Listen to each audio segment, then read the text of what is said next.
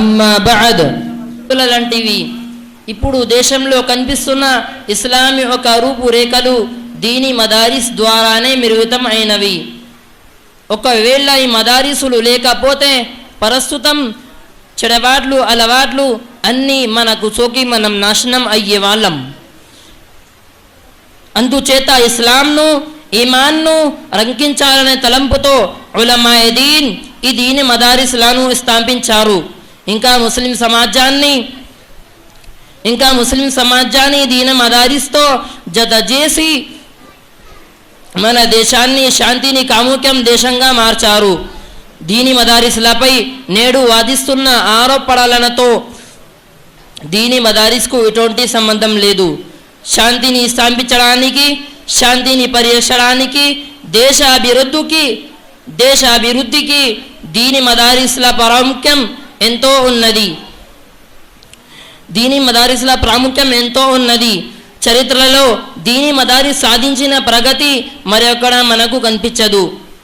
ప్రస్తుత సమాజంలో దీని మదారిస్ మన కోసం, మన దేశం కోసం ఎంతో ప్రాధాన్యం అయినవి.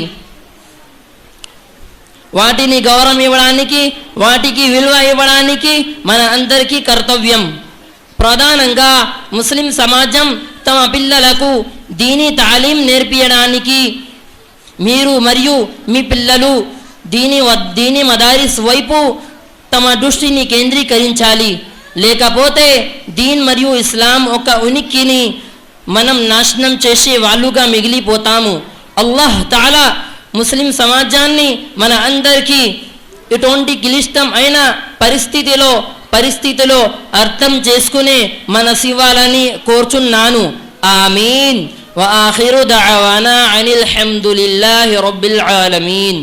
అస్సలాము అలైకుం వరహ్మతుల్లాహి వబరకాతుహు. माशाअल्लाह माशाअल्लाह, जो मुकम्मल किए.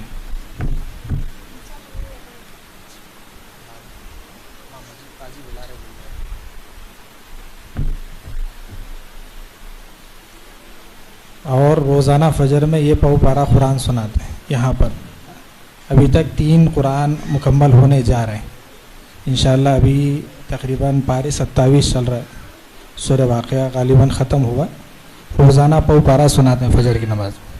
3 कुरान ख़त्म हो गए. और अक्सर जमात के साथी वगैरह जो गुजरात से आते हैं हुफ़ाज़, वो लोग भी तारीफ़ करें कि पढ़ने की तरतीब भी अच्छी है, तरीक़ा भी अच्छा है. और हाफिज़ खलील साहब उस्ताद हैं, चूँकि क़िरात का कोर्स करे हुए हैं.